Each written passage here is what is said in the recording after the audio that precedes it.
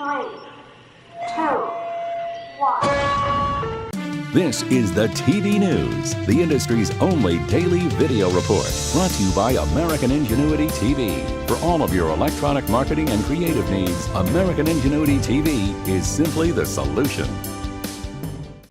Welcome to the TV News for Wednesday, January 13th, and here are today's top stories.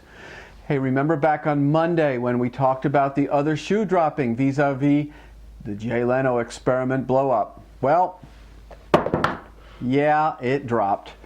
Conan O'Brien has released a very lengthy statement, the gist of which is that he does not want to host the 12:05 a.m. Eastern Time Tonight Show and wishes to be released from his contract.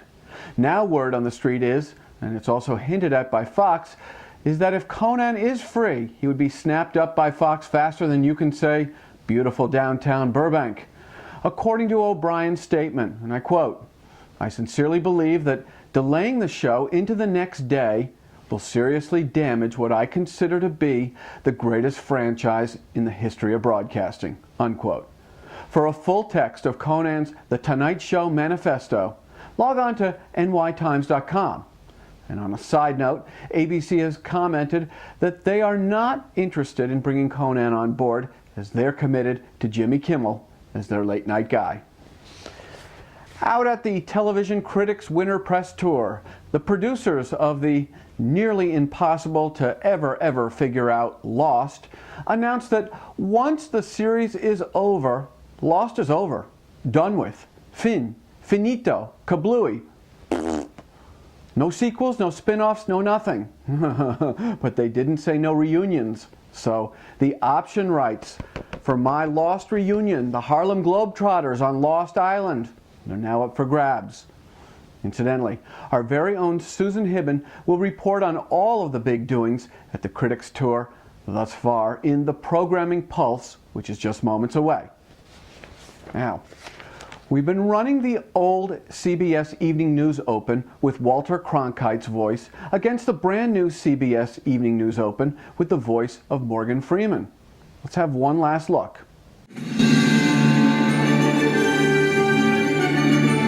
This is the CBS Evening News with Katie Couric.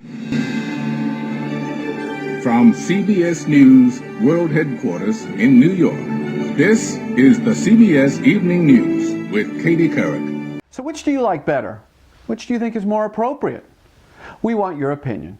You can email us your choice at opinion@thetvnews.tv, or you can vote on the virtual voting booths we've set up at both our Facebook page and LinkedIn group page.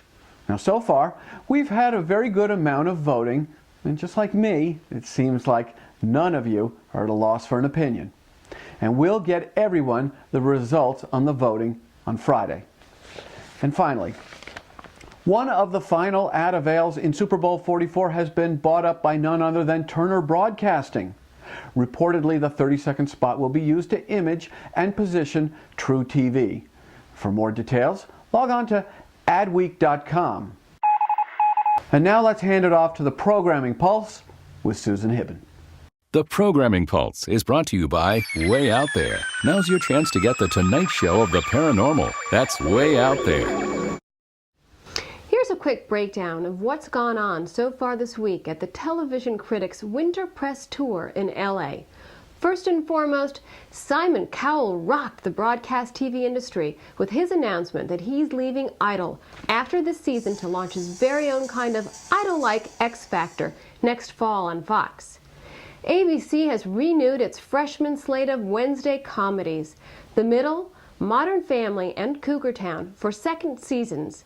And Fox has announced that their Frosh series Glee has received a second season order. And of course, it was learned at the tour that NBC's Leno primetime experiment has gone up in smoke. Cable has gained its share of attention with the announcement of a slew of originals. Showtime has greenlit The Borgias, a new historical drama starring Jeremy Irons. And Logo, MTVN's gay-centric network, will be ramping up 4 new originals, highlighted by RuPaul's Drag You. Bravo has promised to expand its original lineup by 20% with spin-offs and derivations of current hit shows. And Nick will be launching a math-driven preschool series called Team Umizoomi, which hopefully will turn our kids into young astrophysicists.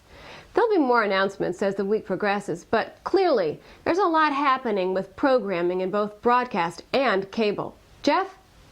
Thank you, Susan, and we'll see you next Wednesday.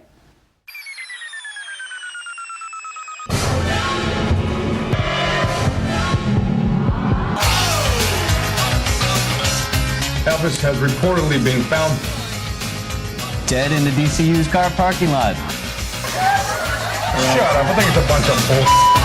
Show us the ghost. What's that doing there? Why did we notice it now? You're unbelievable. There was a UFO right there. It's coming right now. We're going to report the sighting we just had. Leave a residue? Yeah. You're unbelievable. No anal probes. What's the point of that?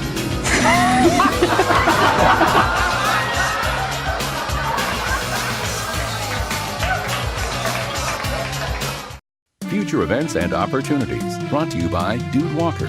Get the best voice. Get the best price. Get Dude at dudewalker.com. Are you in the market to get in front of mid-level to C-suite TV execs?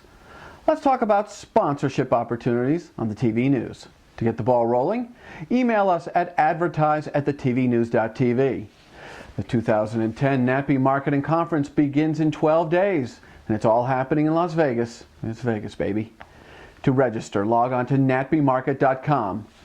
And the Cable Show 2010 will be coming up on us before we know it. For more information, log on to 2010.thecableshow.com. And that's about it for today's edition of the TV News. We'll be back tomorrow with our regular sales, marketing, and trends report. That happens every Thursday. If you want to be a part of our feedback loop, love it. Hook up with us, the TV News, on Facebook, Twitter, and LinkedIn. I'm Jeff Grimshaw. Thanks for watching, and go out and make it a good day. The TV News has been brought to you by American Ingenuity TV. For all of your electronic marketing and creative challenges, American Ingenuity TV is simply the solution.